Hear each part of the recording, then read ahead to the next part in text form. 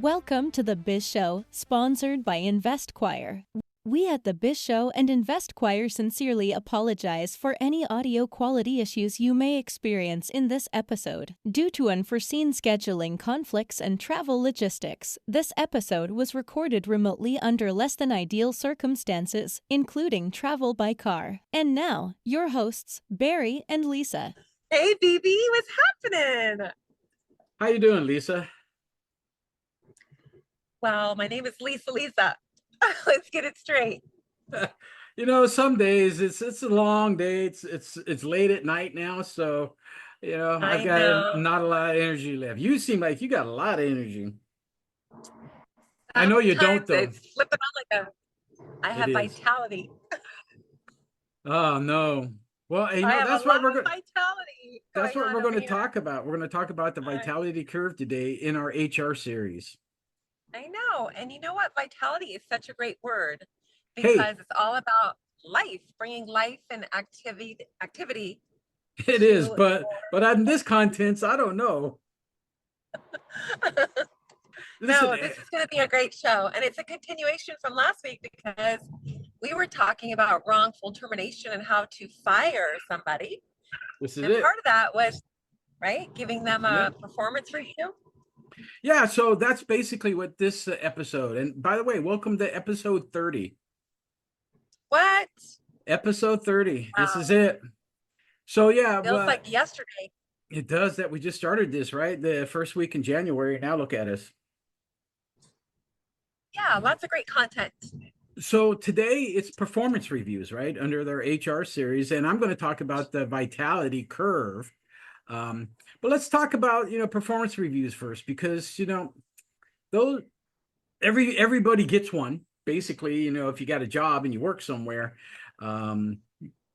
there's some type of a review of your performance that's happening, whether you're in a small company or obviously large companies, they do those annually anyway.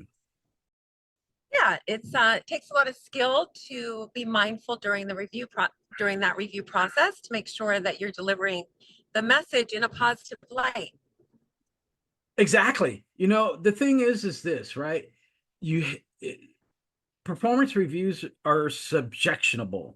And so if you're the person giving a performance review, you have to find a clear path to be fair for everybody that you're interviewing, right? Because again, discrimination comes into play. Well, yeah, but not so much for performance reviews. I've not seen that happen. But you don't want it to happen, right? True.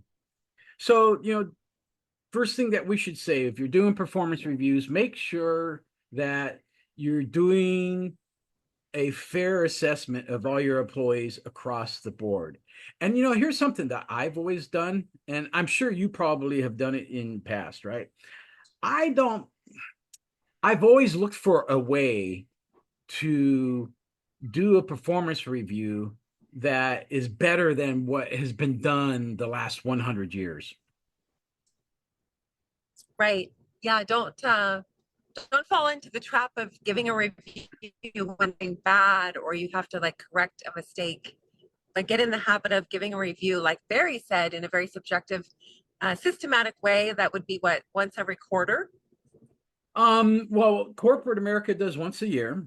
When under the vitality curve, Jack Welch at GE made us to do in all the divisions and departments twice a year, but I like to give monthly feedback. It's not necessarily a review, but it's compliments, constructive criticism, guidance, coaching, whatever the case might be, right? So I figure if we got a daily occurrence of that going on, we can very easily get that employee on the path we need them to be. As a team leader, I know a lot of us do a weekly huddle, and that would be a great time to talk about what happened the previous week and then make corrections or delegate different responsibilities amongst your team. I like to see you with some shoulder pads on, and I didn't know you played football in the huddles and all that. I do like to play football. How did you know? Are you the wide receiver or linebacker? Oh, I'm the quarterback, baby. I bet. Anyway, Oh my goodness. so We got off topic. we did. But okay, so let's talk about this, right? You know, the vitality curve, it really it had some good things about it and some bad things about it. And I called it rank and yank, right? Because you're going to rank your employees and you're going to yank the ones that aren't cutting, the Right. must Yeah. aren't cutting it. A lot of companies call it forced ranking, where you can only have so many A players, so many, B players, and that's really what I did in the vitality curve. Jack Welch, it was pretty cut and dry. This is what he wanted you to do, although I did make some modifications, right? He wanted you to have your top 20%, and then your middle people were your 70%, and then your bottom people were your 10%, and they need to be fired. But so did your what middle if those people. What's that? right? And what if sometimes those A players been the goal around a little bit? Let's try that again. You cut all out on that whole thing. Say it again. Sometimes you may have a situation where your A player may slip into the 70% or the B role, right? And then your B person may climb up the ladder. That's what you want. Here's the thing that a lot of people didn't like, and I didn't per se like about the vitality curve, is it scared a lot of people because they didn't want to slip and fall into the B or the C categories. And that's what I did, right? We ranked our players A, B, and C, D, and F. And under Jack Welch's model, you kept your A's and your B's, you fired everybody else. And if you had any D or F players under your team, you were fired. So yeah, I guess that's a scare tactic back then, right? It was a scare tactic. And that's the part I didn't really like about it. So what I did is I went with the A, B, and C players, right? The C players, you were getting rid of them because they were just warming the seat, collecting dust, and just doing anything they could barely get. But they're like clock watchers, right? They come in exactly at 8 o'clock, and exactly at 4:59, they got almost 1 foot out the door. So there's a lot of people that still do that to this day. Yeah, they do, right? Those are your C players. So the way the vitality curve worked is you made examples out of your A players, right? You rewarded them heavily. You give them big raises and big bonuses and send them on vacation and give them all kinds of rewards and make examples out of showing everybody else, this is what you strive for and this is what you want to be. Your B players were basically, the middle of the road. And Jack Welch, he wanted us to put them on performance reviews, which I did not do. Instead, what I did do, though, is I paired them up with an A player and made the A player and the B player work as a team in order to coach and mentor that B player, turning them into an A player. So you're bringing up Jack Welch in these examples, but would you recommend a corporation or a business owner at this day and age do it that way? Well, I'm throwing it out there. And the reason I'm throwing it out there is because I will tell you this, Lisa, when I worked at GE, I wasn't on board to really do this, but when I did it, that month when we did it, our productivity increased by 22% because we got rid of all the fluff and we had high-end performers. All the accounts and everything were reassigned to the good players and stuff got done. And sales, well, there you go. Sales went through the roof. Yeah, there you go. I think overnight. I think a lot of corporations are so afraid of maybe doing it that way because of all of these lawsuits, wrongful termination suits and or discrimination, harassment, whatever is happening these days. I think people are a little bit nervous to be that cut and dry, if you will. I think you're right. I do. And, I think it's funny because this kind of falls in line with what we're talking about, but not, it's kind of a side subject. I just saw that Microsoft get rid of their DEI program and stopped it. right? And the DEI is basically minorities. You got to have so many of these, right? DEI. I'm drawing a blank. It's so late at night. Oh, oh no, it's not. We don't work that late, Barry. Come on. But Oh so they my just got God. rid of all the equal opportunity and stuff like that, right? The right person for the Yeah, job is the right person for the job. And I've said that all along. right. I want to hire the right person for the job. And I'm not saying that the equality and everything that you shouldn't hire people. I'm just saying that the right person for the job is the right person for the job. And when you're doing performance evaluations, and if you're doing the vitality curve, then on Yeah, that vitality curve, you're going to find your A players, right? And that's the big part is if you have business and people are in sales and they got numbers and quotas to meet, that's going to be real easy to find. yeah, And you'll see that. yeah, you'll figure that Right. out. However, there are positions within the company that it's not going to be so black and white, right? For instance, maybe people in marketing who are doing design or something like that. How do you gauge that? By how many drawings or designs they come up with per hour, per day, per month, per week? I don't know. And that's probably not really a good judge of it, right? It's more about the campaigns they work on and how successful those campaigns are. Sometimes attendance, right, is part of that review attendance process. attendance is part of it, and I've let a lot of people go for poor attendance. Right. And even though you have a great player, if their attendance is poor, are they really a player? Well, when they're there they are, sure, but how do you get them there? Exactly. So those are the Yeah, so things.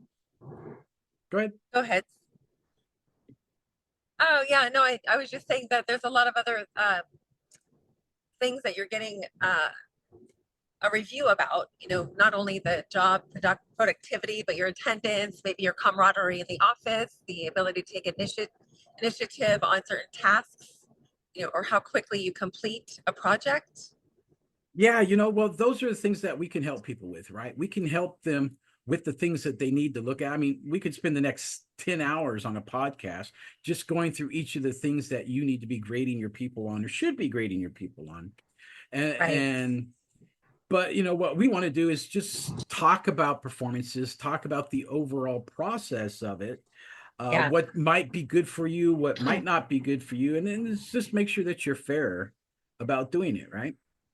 Yeah, exactly. And, so what is a performance review set out to do? I mean, what's the main goal of a performance review? You want to increase your productivity of the company, make sure that your A players are performing. Well, yeah, it is. An employee can take a look to see where their superiors think they are versus where they think they are. And I can tell you right now, almost all the time, they're one's on A and the other's on T or S or M, right? They're so far off base. Yeah. And here's where I think corporations and businesses fail in the performance review process. Number one, it's hurried, it's rushed, it's nobody wants to do it. And do you know it takes a manager with a average size division working for them about 200 hours a year to do all the performance reviews and get them Oh, done. wow. Yeah, it's a very timely process. I know a lot of people that do not like doing them just because it absorbs so much of their day. Yeah, 200 hours a year. Now, I mean, that's 10% because if you work Monday through Friday, 8 to 5, you've worked 2,080 hours in a year. And so Yeah, you just took 200 of those hours, which is 10%, right? and chucked them out the window on performance reviews. Yes. So, is it a waste of time? No, I'm going to say it's not a waste of time because people need to know where they are, right? Am I doing good? Are you doing good? Maybe I need to give you a performance review and maybe you need to give me one. Well, we do that But sometimes. my point is this. And I say it all the time, right? At least you know what I'm going to say. How do you know where you're going if you don't know where you're going? Oh, I thought you were going to say at the end of the day. I haven't said that in a while. Don't put It's that because I'm bug. saying it now. Don't put that bug back in my head. So at the end Please. of the day, Oh, you're performance mean. You're mean. are a very important part, Yeah, are a very important part of the procedures of running your company, right? it is. Let me get back to the point I was going to make though on corporations, what I think they get wrong. What I think they get wrong with performance reviews, they give an employee their performance review. The employee goes, holy crap, I thought I was better than what I was. I'm not. Now what? You need to give the employee some resources, some training, some tools, some coaching, some mentoring, whatever it might be, in order for them to improve. You can't just hand them the review, expect them to go out and improve themselves. Exactly. Right. So Right. very good point. Yeah. That's the thing that I see everywhere I go is missing. And everywhere I've been, it's missing. That's why when I did the vitality curve with Jack Welch, I made sure that I put these things in place. Some of the performance reviews are easy, right? Do they communicate well with others on their team? Do they consistently meet deadlines, or do they exceed deadlines, right? Do they turn all their work in on time? Do they turn it in ahead of time, or are they habitually late? Those are things you can train them with training programs, tools, talks, whatever the case might be. So would you say it would be important for a company to maybe design a checks and balances worksheet that they bring to the review and share it with their employee during that process? Yeah, I think they should. I mean, my And suggestion is provide them with the tools to fix what you think is wrong. right. I just meant like when you're going over the review with them, like each, different area or segment they are getting graded on, if you will, like a report card. Maybe there's Yeah, a system in place that the company uses for the different areas of what they're getting reviewed on. I would absolutely suggest that. And most corporate America does that now. So the first thing to do, performance reviews to do. So what do? They send those performance reviews blank out to each employee. Grade yourself, right? Oh, yeah.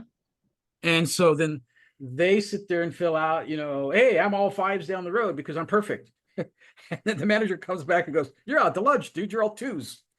Um, you know, but then you got to sit down and actually give it to them and talk through it and stuff like that.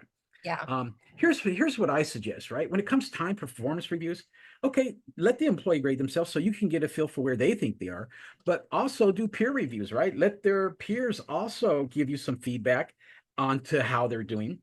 And that's going to give you even some greater insight because if Tommy's working and then Joey over there thinks he's the greatest thing since sliced bread, might not know that.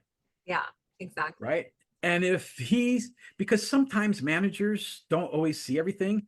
And this happens to me all the time. It did happen to me, right? A lot of employees are always afraid to tell me stuff. And so a lot of times I'm the last one to find out. And it frustrated me for that because I could have fixed something a long time ago. Instead I'm terminating somebody because, well, it got escalated to a certain point, and now it's landed on HR's desk and my desk as, the CEO or vice president of a division or CEO of a company, and now I have to deal with it. Yeah. And that feeling, you've been there yourself. Yeah, most certainly. I mean, it's not a comfortable place to be, but it's something that you have to deal with when you're a business owner. Nobody takes solace in any of these things, right? It's not comfortable. I think it's actually by design supposed to be somewhat not upsetting, but uncomfortable. Awkward and uncomfortable. That's where growth comes in. So, it's very important for the health of your company to do those things. It is. And it's also important of the health of other companies for you to do these things too, right? Because, when I worked with a company just a couple years back, I had hundreds of employees working for me. And some of these kids were 16 years old, right? It was their very first job. So we were coaching and mentoring them about business, about how things work, because they don't know. They're still in high school and all they know is Instagram and TikTok. Yeah. And then they want to sit around and do their TikTok dances. And it was like, okay, look, no, stop. We got to get to work here. This is what we got to get done. And by the way, I need this by 2:00. And they're like, huh? So hopefully that's not the case, but yeah, that definitely is going on in in some places at this day and time. yeah, here's a thought just to throw out there, right? And there's two schools of thought here, and they're both right and they're both wrong. If you had two employees side by side that were exactly graded properly, they had all the same skill sets, but one of them was 25 and one of them was 45, which one would you hire? I think most corporations are hiring the 25-year-old. Yeah, but that's a problem. And here's the deal. It's right because they want the young blood, right? And they want to train them. But also on the flip side, you've got the older generation that has those skills already. Yes, you're going to have to train them to your way of doing stuff, but they already know how to do it. They got the concept down. They understand the process. They just need to know how you get it from A to Z with it. Right. So the learning curve for the 45-year-old is a lot less than it's going to be for the 25-year-old. However, on the 25-year-old, they don't know anything, so it's everything you teach them. That's all they're going to know. Yeah.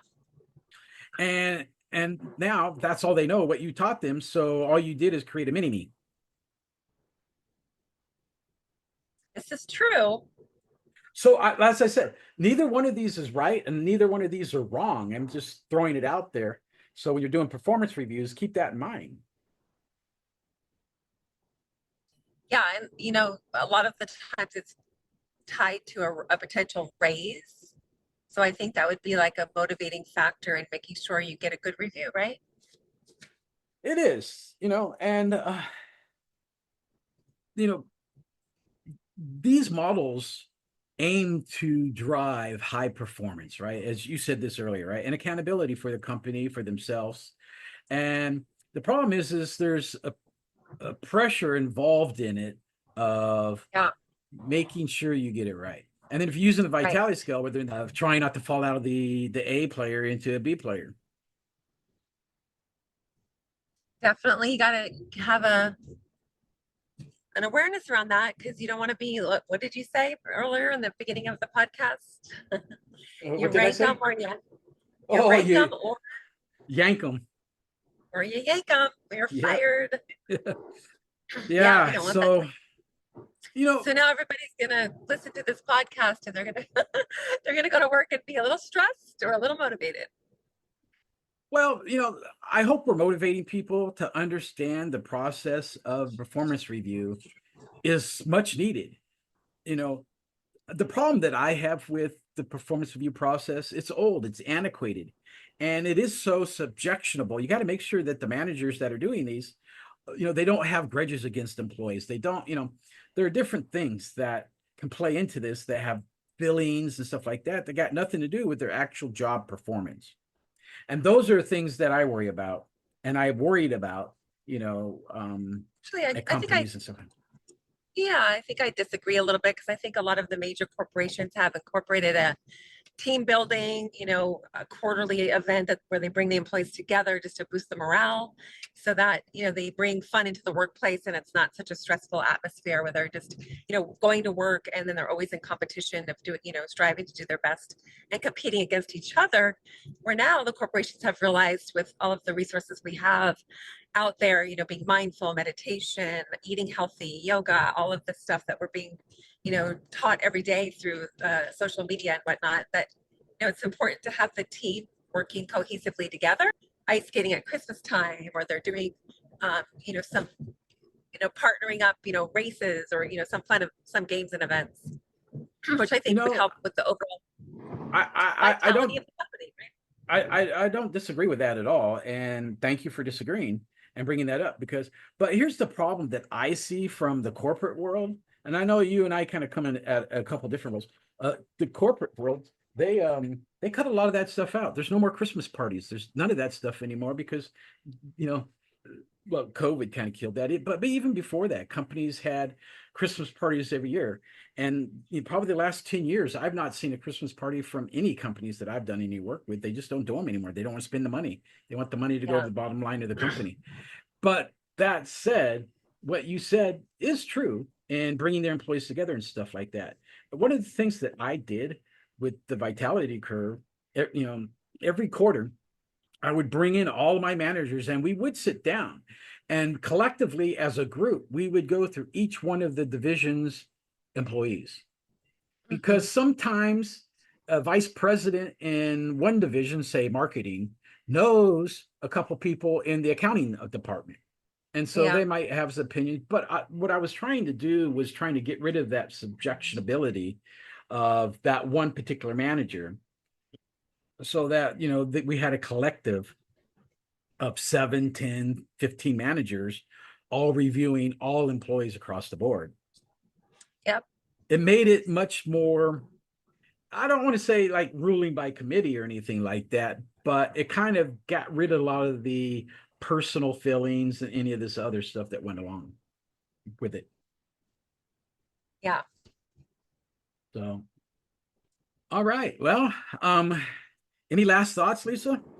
No, I think that was, I think we got the point across about the, the scaling in your performance reviews, and also how they were doing it, back in the day when you worked at GE Capital.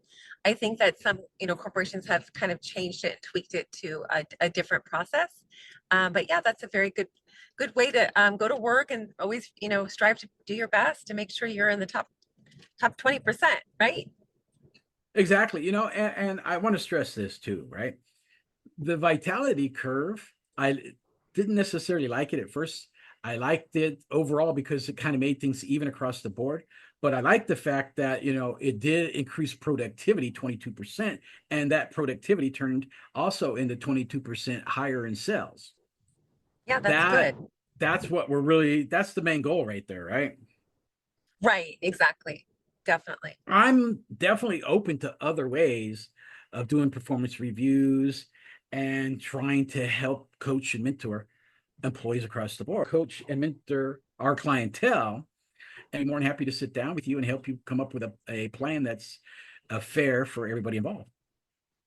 You know where to reach us at the Biz Show at on investquire.com Facebook, and the Biz Show on Facebook. on our Absolutely. website.